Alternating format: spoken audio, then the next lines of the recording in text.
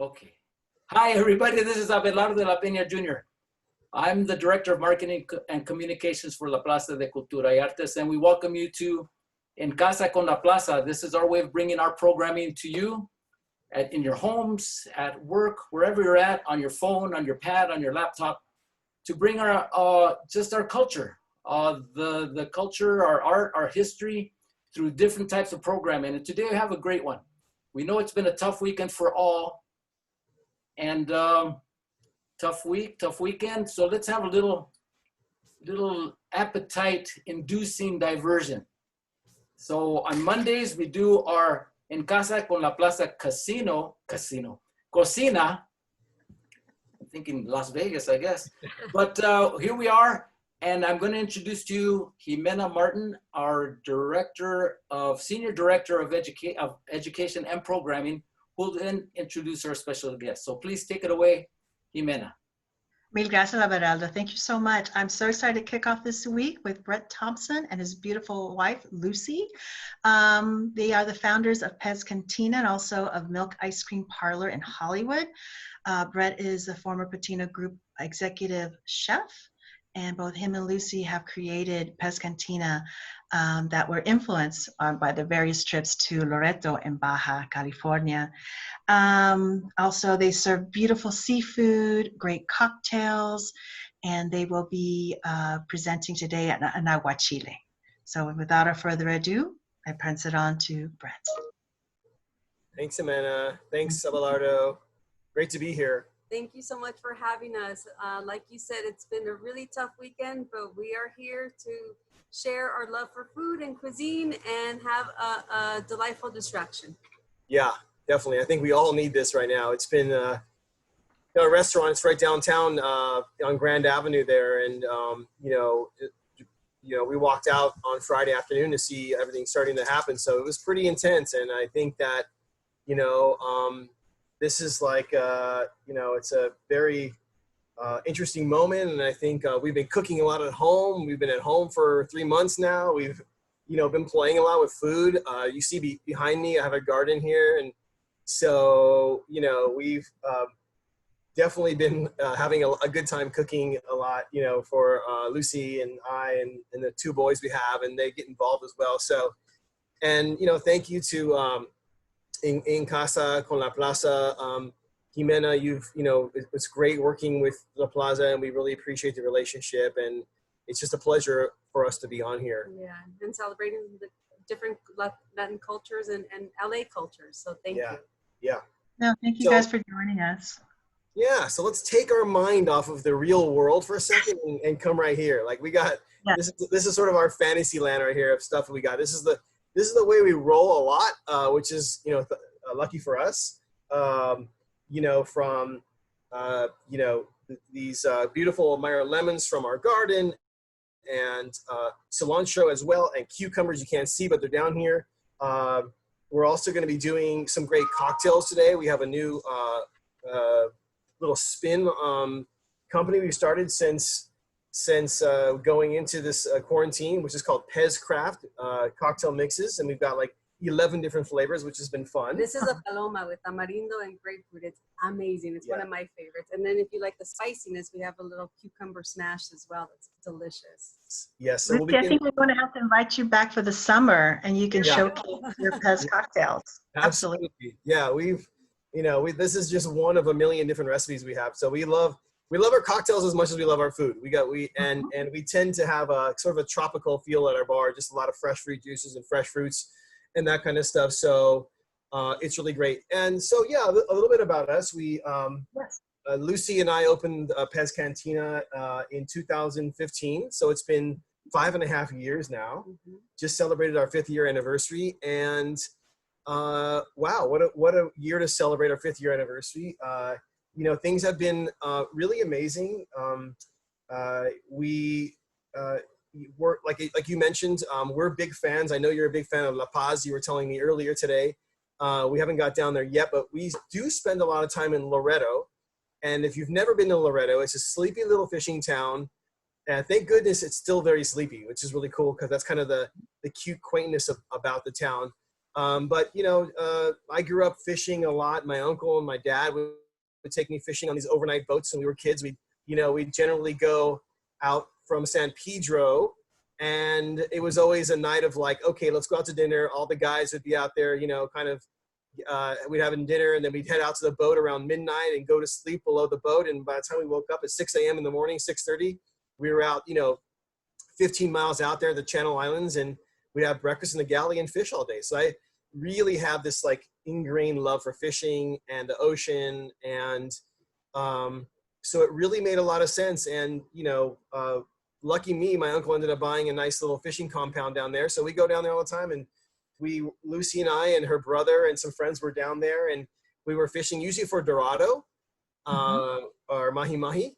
And we brought some back, and this is before we opened up Pez, and we said, hey, let's open a fish taco joint and just do like fish tacos and beers, right? And ceviche. And well, fast forward 2.5 years, and we ended up opening a 170-seat restaurant on Bunker Hill. So that was quite a trip. And so, yeah, then now, 5 years later, we just feel very blessed, and we love our baby. It's can't wait to get back cooking again there, So, it's been a great road, right? Absolutely. Yeah. And for me, even though I'm from Guanajuato and it is inland from Mexico, my dad has always had a love for marisco. So anything shrimp is like, will send his head spinning. So this recipe in particular is one of his personal favorites. Yeah. The first time I had aguachile was with Lucy's dad and Lucy and family in Guanajuato in San Francisco de Rincon. And I had never heard of it. It was like a plate of like purple, just marinated shrimp with habanero and red onion and cucumber and lime juice and salt. That was it. Super simple. And it was so spicy. I mean, just like laced with habaneros. And so that was my first introduction to it. Which your mouth water. I know. Which I think honestly is like, generally that's the way you find it in Mexico. Pretty simple. Again, it would be shrimp. And most of the time I find in Mexico when you have it, the shrimp are pretty purple, so they're not really marinated very, very long. And which is a little different than the way I make it. It's not a bad way, it's just a little different. I prefer to cook the shrimp a little bit longer. But yeah, generally it's a shrimp and habanero and onion and cucumber, lime juice and salt. That's pretty much it. So it's something that I've had in my repertoire since then because I just love it, and I love I think Mexico. It's a good sashimi. It's like a good sashimi. I mean, I do. Yeah, I always say people who love like raw fish or sushi or sashimi, they would love Pez Cantina because we do a ton of different like mariscos from aguachiles and cocktails and all kinds of cool stuff like that. And it's traditional, but at the same time, I might put some garlic chive blossoms from our garden. I might put some pickled onions or pickled vegetables because I think it works really well. So, it is traditional. I think respecting the tradition, the authentic recipe, but being playful and using a different presentation, Absolutely. Yeah. So, okay. That's a question. What's the difference for those who are new to us here? What is the difference between a ceviche and an aguachile? So, okay. Most of the time, and from what I've learned, aguachile is mostly made with shrimp. Now, I know that the term aguachile nowadays is loosely used. I mean, some people will, even me, I did like an octopus aguachile, which I don't think is traditional. But I'm a ceviche is the right, the ceviche made the right way is a fish or shrimp, or, I guess you could do abalone, or you could do scallops, or you could do, any like fish really, that is cooked in, citrus juice and salt. Now the salt part, that's, I like to put a good amount of salt with my ceviche. But yeah, so that's that. And then the aguachile, I believe, is just usually shrimp traditionally cooked with lemon or citrus juice and salt. And chile, which is why it's called an aguachile. Yeah, because aguachile does mean really spicy. Yeah, because aguachile would mean like fire water. Yeah, pretty much. Or chile water. Chili water, sorry. So I guess the chili is an interesting, is definitely a very, very important part of it. But I've seen different variations. We were down in San Miguel de Allende, Guanajuato, and we were in this little cafe. I can't remember the name of it. I saw aguachile in the menu. I ordered it, and I saw the guy throwing a bunch of stuff in the blender: cilantro, tomatillos, cucumber, everything in the blender, and made this and lime juice, and made this amazing green like puree that was and poured that on the shrimp, and it was amazing. And actually started making my aguachile like that for a while. That's not the aguachile recipe we're going to make today. We're going to do more traditional, but so again, it is kind of a loosely used term, but yeah, those are the sort of the differences. And I think also ceviche, traditional, you'll find tomato, onion, cilantro, cucumber, lime, salt, avocado. I guess that would be, traditional ceviche. And then again, you could blend some tomatillos in there, make a ceviche verde. You could some cilantro, puree those ingredients. There's a lot of different things you could do, but I think both of them basically are cooking the fish with citrus and salt. Great. And you don't have to. I just had to ask. Yeah, no, it's a great question. It's a really good question. And people will say like, well, do you have to use lime? No, you don't have to use lime. You could use, I've got these great Meyer lemons today, and Meyer lemons are like my favorite. I love Meyer lemons. They're a little sweeter than regular lemons. But the tanginess of the lime, I think, is what makes it really. Yeah, the lime really gives it that like kind of, it's got I don't want to say bitter, but it's got a bit of a bite to it. Right. And so, yeah, and never, ever, ever, ever, ever buy like store-made lime juice or lemon juice, unless it's like 100%. Like Periconi's is one we use at the restaurants because it's a freshly squeezed every day, and we go through gallons and gallons and gallons of it. But even then, when you squeeze like a lime, you get the zest out of it, the oil. That's why it's so much better if you do that. So, well, shall we get into this? Yes, let's start. I'm hungry already. Show me. I know. Okay. So the first thing I've got here, and another thing we were talking about before, Jimena, was the kind of shrimp, right? Yes. So I'm a big fan of red Argentine shrimp, and so I've done a couple things here, and I want to show you the variety you can use. So these guys here are red Argentine shrimp, and you can see the color on them. And I've had these marinating already because I wanted to kind of get prepared to kind of show you the presentation with these for about an hour. And I like them because they almost have like almost a lobster sweetness, almost a lobster texture. And you can find them at any market, a quality seafood market. And so these are red Argentine shrimp. These are black tiger shrimp. So these are also just as good. There's also Mexican white shrimp. There are langoustines. There's so many different types of shrimp you can use. Honestly, whatever you can get your hands on, number one thing, they're fresh. Right. But for me, I feel like as much as I love the Argentine shrimp, not being a chef myself, sometimes I feel like they're cooked already because they're already red, and that's the indicator that they're ready to go for me. And so sometimes that throws me off. But the taste is really nice because you get the tanginess of the citrus plus the sweetness of the flesh, which is really nice. Yeah. And you're right, that's true. And I think the black tiger or the white Mexican white shrimp, they have a little bit more of a pop. The other ones are a little more tender. These kind of like pop in your mouth a bit. So those are two shrimps we're going to kind of do personal today. Preference, right? Yeah, total personal preference. Okay, so I'm going to talk. I've got these ones here already like butterflied, basically, and I've deveined them. So, but I've kept a couple of here, and I'm going to show you how I do that. I've got this fancy deveiner thing, which is like this thing you stick down the spine and you kind of just crack it up like this. Or if you don't have that, you can use your hands. And so this one, the head is off, and I got the tail and the shell on these little legs here. So basically what I like to do is kind of just grab the legs, sort of like in the down here, like in the belly area, and I'll just kind of rip it like that to the side.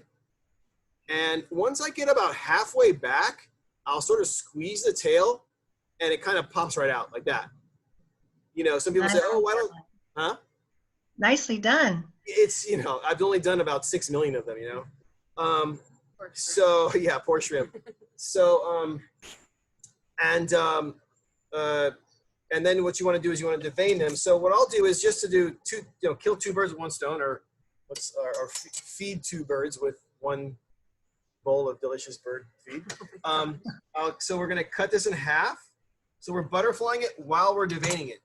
And you can see there, I don't know if you can see there, but there's no vein in there actually. And the reason why is because these shrimp cultivators have got pretty good about like stop feeding the shrimp before they harvest them. So kind of all the feed goes through the body. And generally, as I was doing these here, only one of them really had anything to clean out. So again, I'm gonna just kind of grab it like this, grab the legs, just kind of, you know, I grab them pretty, you know, hard, make sure that they come right off, and you squeeze here and it comes right out. Some people say, I have a question from one of our viewers here. Says, can red Argentine shrimp found locally outside of Los Angeles? well, they are from Argentina. I have seen at Trader Joe's. I see them there Oh, often. great. Trader Joe's. Yeah, we shop at Trader Joe's a lot. Not to plug Trader Joe's, but that is probably where I see them most in a retail level. I think like 2 years ago, they caught like, there were just so many red Argentine shrimp on the down, I think near Patagonia, I believe. And they're just a massive abundant amount of these. So the price came down, you know, supply increased, price came down, and it's a great product. So, but that's a great question. And then we got someone else here asking, do you eat the shrimp raw? You don't, or you don't cook them? I guess, yeah, you can. The actual lime juice is what cooks the shrimp. Yeah. So if you just let it sit there, it starts cooking it, and it releases a lot of water. So it's kind of helpful to let them soak in that liquid and then drain that liquid out, because it gets a little bit milkier and a little bit muddier. Yeah. And then you have like just the cooked shrimp, and then you can add fresh lime juice onto that. And Thank you for clarifying. Yeah. You know, you could think of it as like, so I'm going to put the shrimp in here, and I've got a ton of limes here. You could think of the shrimp, like people say, oh my God, well, it's not cooked with heat, with fire. How is it cooked? Well, think about like prosciutto, or think about like salami, or think about, you know, all these like great like charcuterie or cold cuts. Basically, it's salts, and you know, you're introducing it to the protein, and it's removing the water and it's cooking it through. So this is just a quicker sort of cure. I guess you can call it a cure, right? To something like you'd say, you know, rather than letting it hang dry for a long time. Okay, so where's my little guy? Here it is. Okay, so I've got plenty of limes here. What's that? One more question from Nancy de Los Santos. If you do have to devein shrimp, what's the easiest way? If you do have to devein shrimp, I think the easiest way is just what I showed you right there. Is just to you know, do it with your hands and rip, you know, kind of start at the head area, kind of rip down towards the tail area, and just kind of pull it right off.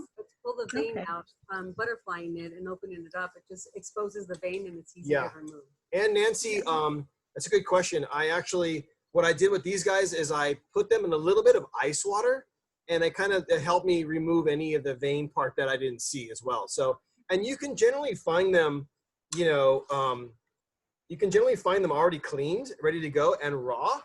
And a lot of times they'll be butterflied already. So if you really just kind of ask out there, you know, you can find the right product, and you don't have to spend your time. Because it does take, if you're making aguachile for like a big group of like 25 people or whatever, or even 10 people, it could take a long time to do that, you know? I've been there. The price difference is a lot different. If you buy them unpeeled and not deveined, the price is much lower because you have to put the work into it. But another thing, another plus about having all the shrimp shells, you can make a nice soup after, which we do a lot. We'll make like a nice little caldito, or you know, so there's a lot you can do with it. So you guys can see. Super adventurous. You can like keep the heads and deep fry them. Oh yeah, like they do in the Japanese restaurants. That's my favorite. I love those. Yeah, if you do that, you know, I'll usually use like just a little bit of cornstarch and some salt, and it tends to get that beautiful crispiness. Oh, those are amaebi. Those are sweet shrimp.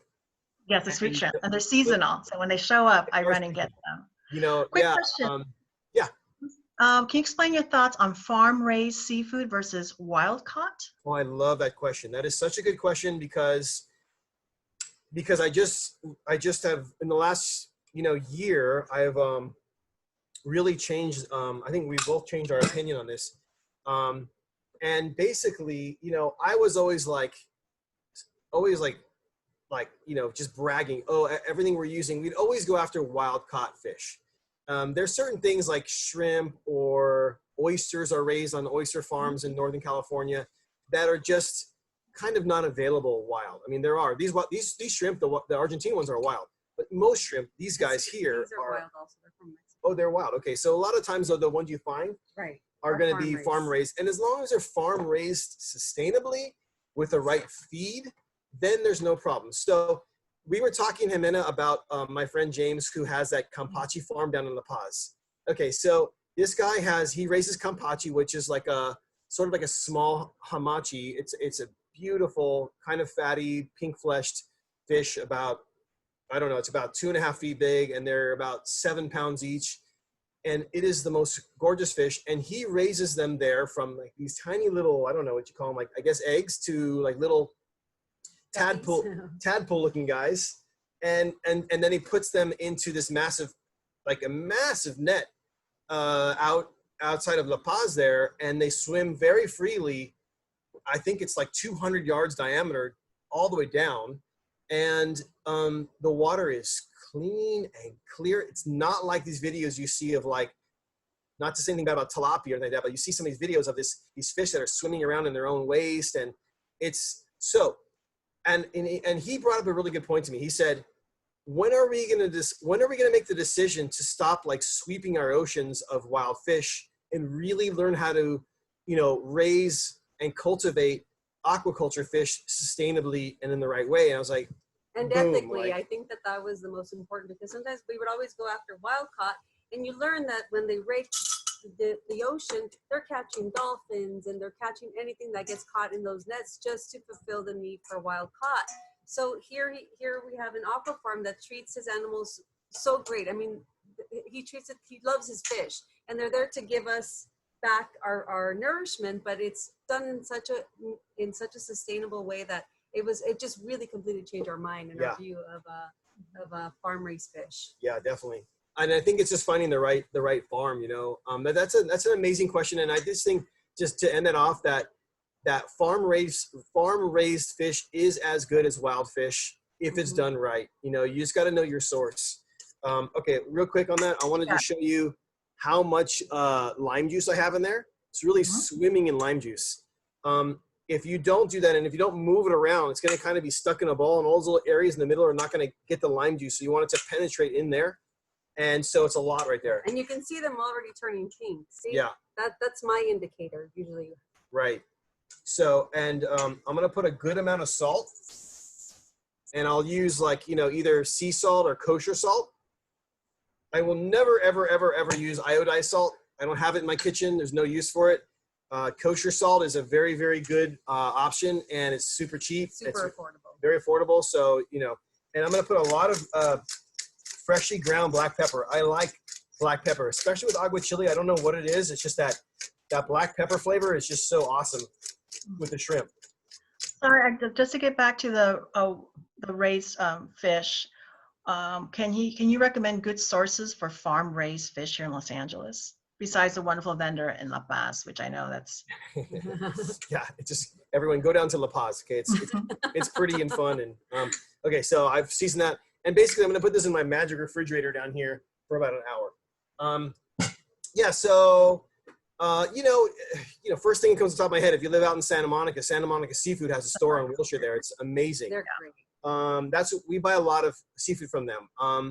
But, again, Trader Joe's, any reputable market, Whole Foods, and I don't want to or small markets. Yeah. I mean, we've got Howie's here in San Gabriel, and their seafood department is just gorgeous, and they can tell you exactly where the product is coming from, which I think is really is a nice approach to also support small businesses. Yeah, and it's good to educate yourself a little bit. It's like if you are that serious about knowing the difference between sustainable and farm raised, and wild, look into it. Like for example, I always thought tilapia was like this gross fish, but then I had, Santa Monica Seafood send me some tilapia that was like very, very nicely sustainably farm raised, delicious, and totally changed my opinion on it, So it's really just knowing your source. We'll go with them, and they have like the Monterey Bay Aquarium up in Monterey has they're sort of the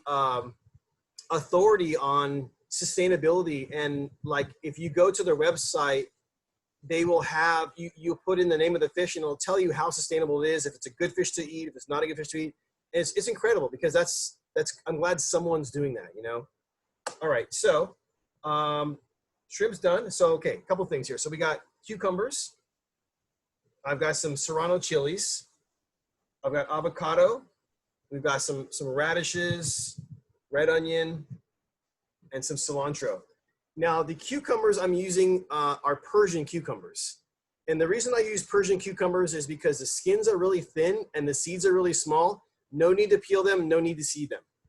And I mean, that's all I use nowadays. It's funny because I never even knew they existed until about 8-10 years ago, and all of a sudden they kind of flooded the market now. So so those guys there, and I've got some tostadas. And just real quick on the tostadas, I don't have a deep fryer at home. Most people don't have deep fryers at home. I like to eat aguachile with some chips or tostadas. What I do is just put them in the toaster oven and bake them.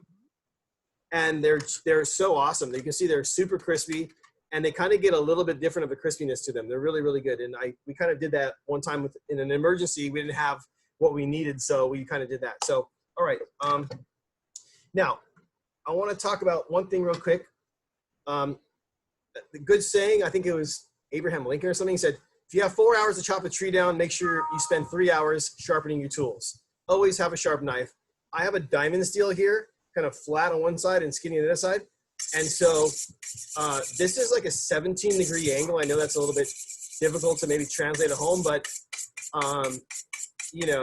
just practice that, because a sharp knife really makes it a lot easier to get the job done, and also cuts everything much more organized. And so you want to have all your mise en place ready. So you see all my ingredients here. Mise en place basically is a French word that means like everything in its place. So it's important whether I'm doing this or at the bar, at the restaurant. I mean, when when you're cooking for a big group, it's important you have everything here, so you're not running to the kitchen, running here, running there. So you have everything in its place, all your mise en place ready. So on the cucumbers, I'm just going to slice them thin.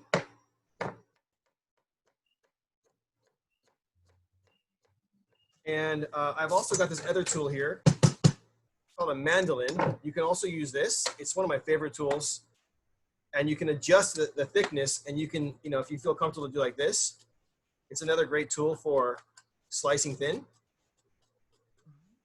I have a question while you're slicing away there from Irma Escobar. Yeah. Why not use iodized salt? Does it change the flavor? It does. It's iodized salt. I think maybe because I'm a chef and I cook all the time and that's what I do. There's a flavor you get out of it. Is that the iodine in it? I guess so. Perhaps it is. It's got this sort of, it's hard to say. It's like not bitter. It's almost astringent in a way.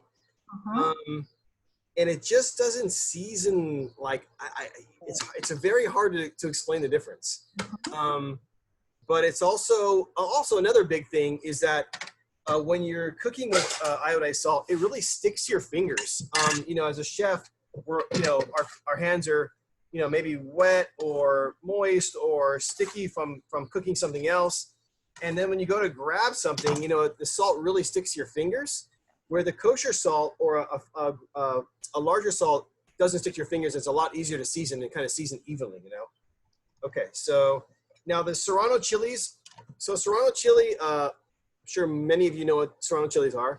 I didn't have habaneros today, so I used serranos. And you can feel free to do really whatever chili you want. Habaneros are spicy. Serrano chilies are pretty spicy as well. Jalapenos are a little less spicy. What I like about serrano chilies is that they kind of have a bright, almost like yellow flavor, if that makes sense. It's just got this like super, almost citrusy flavor. But you got to be careful because they can be very spicy. So in this, I'm going to leave the seeds in there, and I'm going to dice it. You could slice it really thin if you wanted to, but I'm going to dice it. What I'm going to do first, I'm going to cut it all the lengthwise like this, almost to the stem. I'm going to turn it 1/4 turn. I'm going to cut it one more time like that, and I'm going to just slice it really, really thin. Now this way, those little chili wheels you're slicing right now are not full-on wheels. They're actually quarter wheels, so they're going to get a little bit less chili in your mouth, so you're not going to, burn your head off. Although some people love it. I've seen people just take just salt and chilies and kind of eat them like that with their meal, which is incredible. If you wanted to, you can also take out the seeds. The seeds and the veins are really what is the spiciest part. And if you want to take out the seeds, you know, basically just cut it down lengthwise like this and sort of spread that out with your fingers and kind of just go down the length of the chili like this carefully. You don't want to cut your hand. And you can see the seeds come right out like that. And then you just have, you know, just the chili pod. Okay. I use a spoon because I get scared of my sharp good. knife. So I just cut it in half and then I get a spoon to just scrape it out. Yeah. Okay, so next thing we have are some radishes. I like radishes. I don't think they're traditional, but they're first of all, they're delicious. They're crunchy. They look pretty. The color red is great on there. And I wash them really well because the radishes tend to be kind of sandy. And you know, people say, like, we have all kinds of great radishes, not just red radishes, but if you see any kind of like those Easter egg radishes at the market, or, you know, there's a ton of different radishes available out there. Feel free to use any of those. They're all really great. With the radishes, I do like to use the mandolin because it's a little easier. You know, with a knife, it's kind of round, so it wants to roll around. But with the mandolin, set it to your setting and kind of just slice away. And you can see how, you know, they get super, super thin. Can you see that? Yeah. Paper-like. I'm going to actually make it a little thicker. But, you know, they're great. Sometimes I'll pickle the radishes. I'll put the radishes. I think it's a trick I learned from Lucy's mom. I'll put them with some salt and lemon juice for about 30 minutes, and they turn really pink and delicious. And those are also great, kind of change things up a little bit. Again, have fun with the recipe. Yes, there's tradition, and yes, but don't feel like you're boxed in. If you're at home and you've got shrimp and you've got, you know, everything but cilantro, make the aguachile. It's going to come out great. You don't necessarily need to have every single ingredient. Okay, the red onion is very, very important for this recipe. So I've peeled it, taken the root end off and the other end off, and it's called julienne, and I'm gonna julienne it really, really fine. I like to julienne it. You could also dice it if you wanted to, but you can see I'm cutting it really, like shaving it almost. It just looks a lot nicer, in my opinion, on the plate. All right. Okay, and then our cilantro.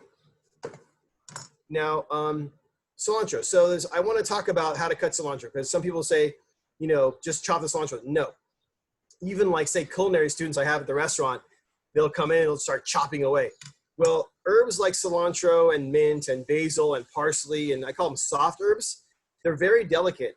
And most of the time, your knife is not going to be that sharp. And what's going to happen is you're going to bruise the herb, and you're going to end up like squeezing all the water out, and it kind of turns black. Yep. So make sure you have a sharp knife. 17 degrees. I made that was like 17 and a half right there. And what we're going to do is called chiffonade, or in other words, we're going to cut them into threads.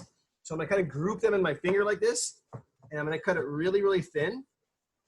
And once I'm cutting it, I'm done. I don't want to go back over them again. This way they'll stay nice and bright green. So you can see it's really kind of fine. You see that right there. And that's just one time going through.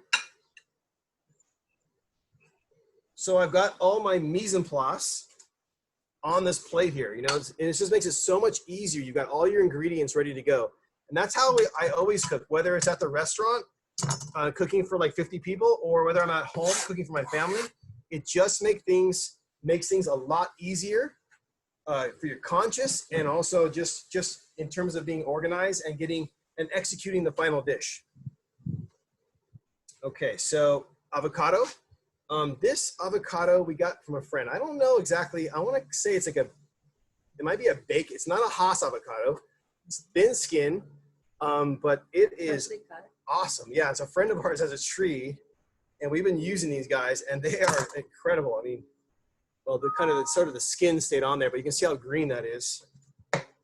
And they are just the oil content is amazing on these things. And so sometimes the skin will come off. Like I cut it into quarters. So right, I cut it into quarters.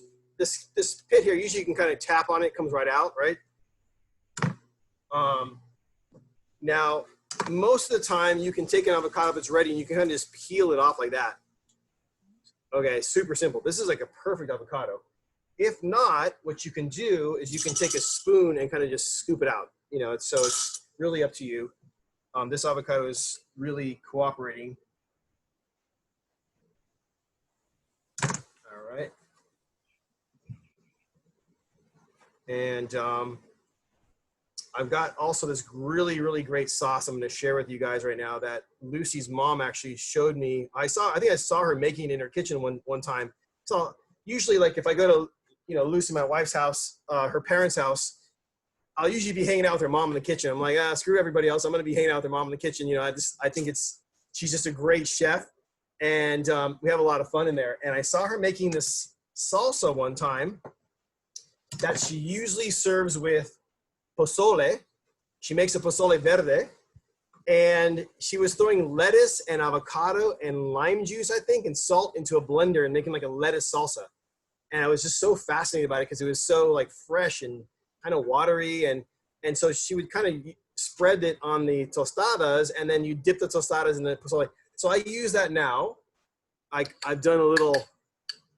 You can see that it's a little thicker than maybe she makes it, but it's got avocado. In mine, I put avocado, lettuce, a little bit of garlic, lime juice, salt, and pepper, and I put it in a blender and blend it up. And it's great to smear on the tostada before you put the aguachile on there. Or on flautas.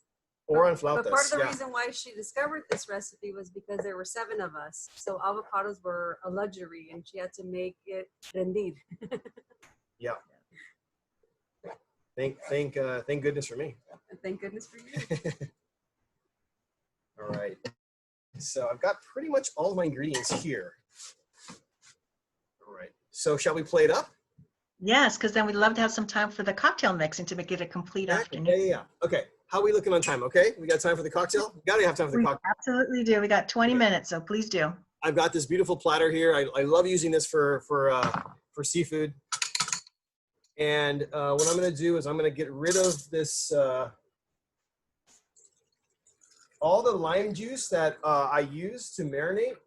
I don't want to use that again. I don't want to serve this because it has kind of like the blood of the shrimp, I guess. But I'm going to put fresh lime juice in it to finish it. So I'm going to put it in the plate, kind of spread it out. Okay. All right, now I'm going to sort of garnish all the radishes around. And the cucumbers. You could dice the cucumbers if you want. You can cut them lengthwise, like into ribbons. Really have fun with it. It's up to you. Some red onion.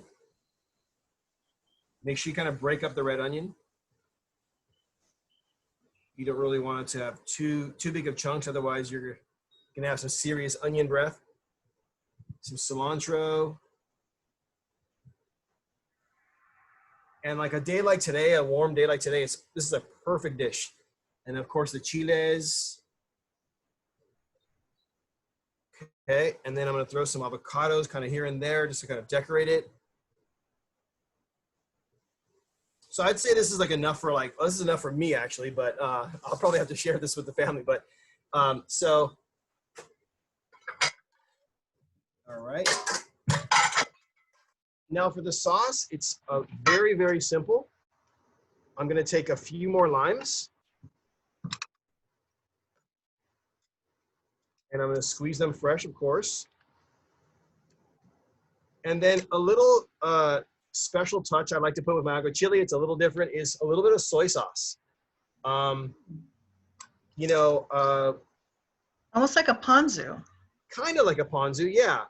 There's like, I don't know if you know this, but I read a great story in Saber magazine about how the Mexican government hired Japanese fishermen to come to Mexico, like Baja California, I think during the 50s, I believe, to show them how to fish more efficiently. And in turn, they brought tempura and soy sauce and all these different ingredients. So that's why when you're in Baja California, you see a lot of like soy, you see a lot of like the fish taco, the tempura, that's basically what it is. A lot of influence, which is really fascinating. So I love that kind of fusion. It's really wonderful. So I'm gonna put a little bit of soy sauce in there. And of course, the soy sauce is going to give us some salt, but I'm still going to put a little more salt because I don't want all my salt in the soy sauce, just a little bit of it. And I'm just going to spoon it on top. Ooh, that looks really, really good. So refreshing. You really want to try to eat this really cold as well. Okay.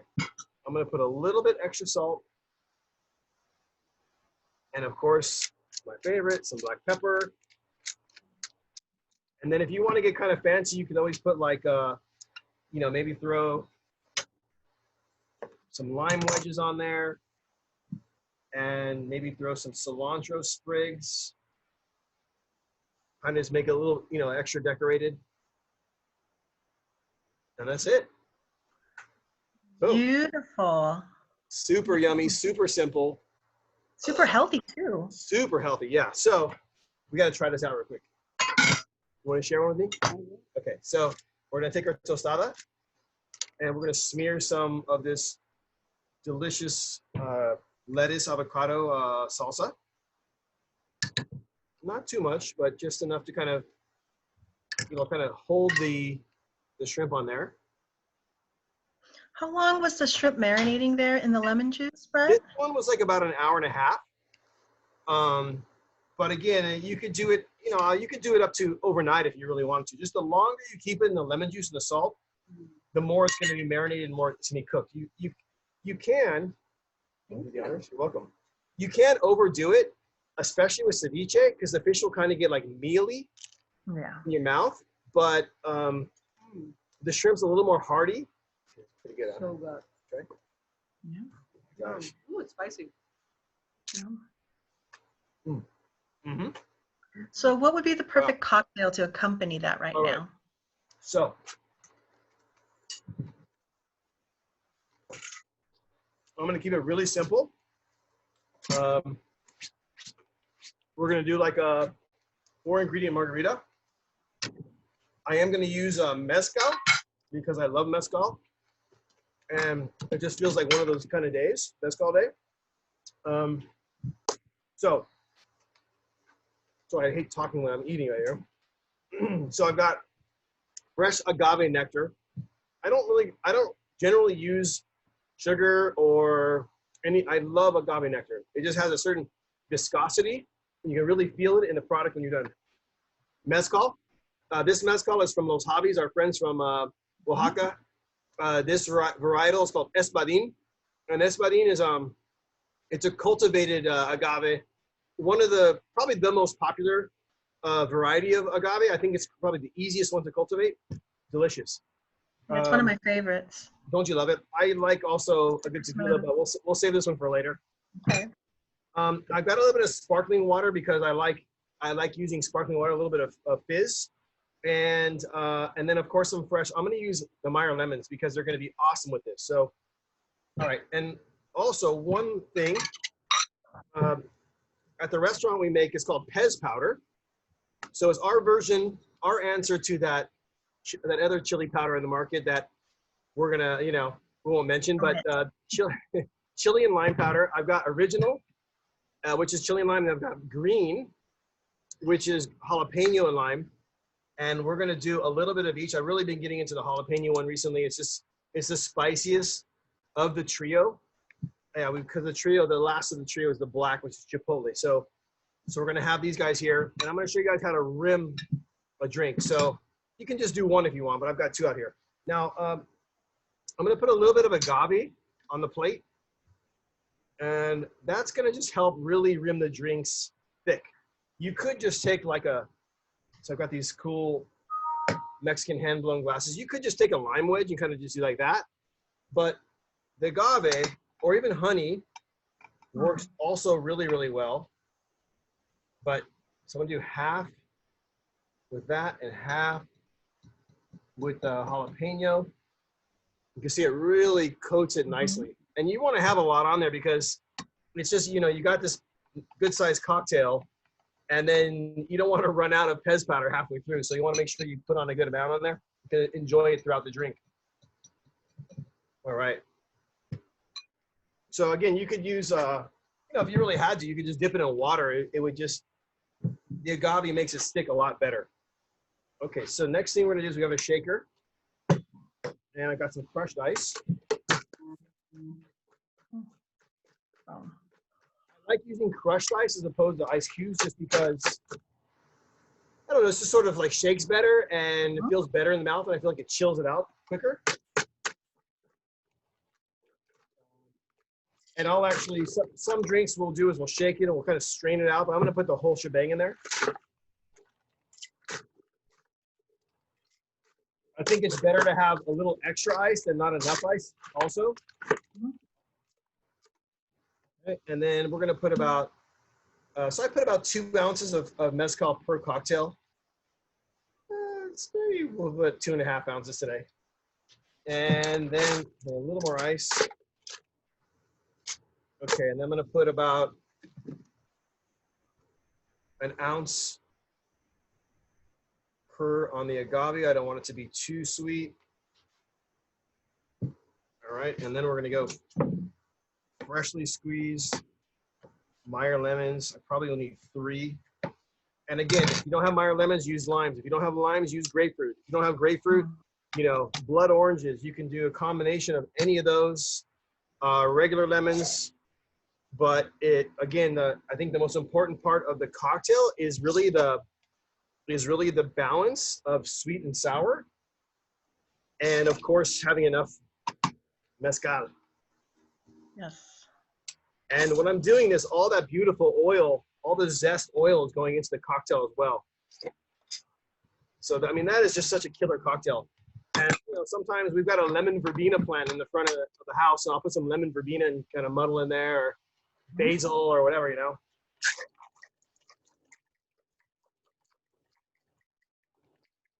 Oh yeah. All right. This is my favorite part. Yeah, that's the way I do it at home. Champagne. Yeah, there you go. I don't have one of those I don't bring the fancy stuff from the restaurant. All right, and then you can see it's just so nice and frothy in there. The shaking, the agitation really, really helps. Oh wow. Only 2? Only 2. Come on over, Eduardo. I'm the number 2. Look at that. Look at that. Look at that. Perfect. Okay. And then let's see. I'm gonna throw a little. And this is great also to make a mocktail. Our kids play with this all the time, and they rim their own glasses, and they just add their own like house-made lemonade, just with sparkling water. We use the soda stream because it's just easy. But I didn't put the water really in there, great. but that's okay. We're gonna be a little extra punchy. Yeah, and also the kids drink it without alcohol. You said that? Right. I said a mocktail.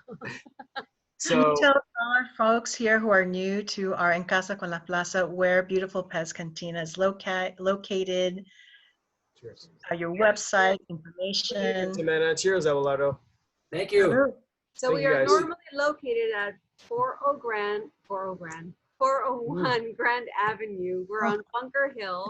We've got a beautiful outdoor patio, and we can't wait to be open. Right now, we are just doing delivery and takeout, although we have been given the green light to do some indoor dining. But until then, you can take any of our cocktails to go. Any of the ceviches travel super well to eat at home. We do all of our different proteins, like the carnitas, carne asada, chicken tinga by the pound. You can build your own taco building station at home. So it's fun, and all of our Pez craft cocktails come with your own plastic shakers. So if you don't have one at home, we include one for you. Yep. You can add on any of the Pez flavorings to rim your glass, and people have really been getting creative with how they make their cocktails at home, and it's been really great to see that. You can follow us on Instagram. We post quite often. We do a lot of Insta stories, and we do a lot of fun events. Yeah, I mean, you got Cheers. tacos. Cheers. You got tacos by the pound. You got mariscos, aguachile, your cocktail, your Pez powder. It's really a party to take home. So from our casa to your casa. Oh, that's nice. Thank you. Well, thank you so much. Thank you so much, Thank you. Bret and Lucille and Jimena. Thank you. This was great. Thanks to all who tuned in today. We had some great questions, some great comments. from Irma Escobar asking about the iodized salt. We had Elizabeth Greer asking some questions about where to get the seafood. Ale Baosa loved the lettuce cup idea, and I can't wait to try out this recipe myself. Come on over. All right, we will. Okay, I'm gonna just give a shout out to, of course, Pez Cantina for helping us out at La Plaza, En Casa con La Plaza Cocina every Monday at 3 o'clock. Let me talk a little bit about what's up for this week. I'm gonna go ahead and share my screen real quickly and talk about what's coming up for this week. And every week we have at least 3 programs, but coming up we have Corridos, Cumbias, y Coronavirus with Associate Professor Marisa Lopez, who'll talk about all the different artistic expression of what's going on during these times. Artists and musicians doing corridos and cumbias, talking about the situation. Should be entertaining and enlightening. On Thursday, we have the noted author Julissa Arce and a student out of Laverne, Kimberly Hernandez, who will give us a conversation about being undocumented in higher education. Right now, of course, so many students had to leave their campuses because of the crisis, but there's students that have challenges, and including these two, Julissa who had made it out of college and university while undocumented, Kimberly Hernandez, who's presently a student. Then finally, on Friday, the great Beto Arcos, a radio journalist with NPR, with KPFK, giving a presentation about the African influence in Latin American music, coinciding with our exhibition at La Plaza, Afro-Latinidad, Mi Casa, My City. And this will be a first of its kind session for our session for En Casa con La Plaza, with live musicians Cesar Castro, Angelo Salazar, and Eduardo Martinez playing from their home studios and joining together to give a sample of the African influence in Latin American music. So that's this week. We have a lot of other stuff coming on. Here I'm gonna just share our website. It's LAPCA. You could find our programs for the weeks to come here. You could also click on here and catch all of our recorded sessions. And you'll be able to catch this one in the next few hours on YouTube. We're on YouTube, we're on Facebook. I'm gonna stop sharing because this isn't cooperating. There you go, that was last week's. We're on Facebook, Instagram, Twitter, and YouTube at La Plaza LA. Thank you very much for joining us. Please stay safe, everybody. Enjoy the rest of your afternoon, and we'll see you here on Wednesday. So, adios. Thank you, everybody. Bye-bye. Thank you. Bye. And did I thank our sponsors? No, AARP and Walmart. Thank you very much, AARP California and Walmart, for helping to sponsor En Casa con La Plaza. Good catch.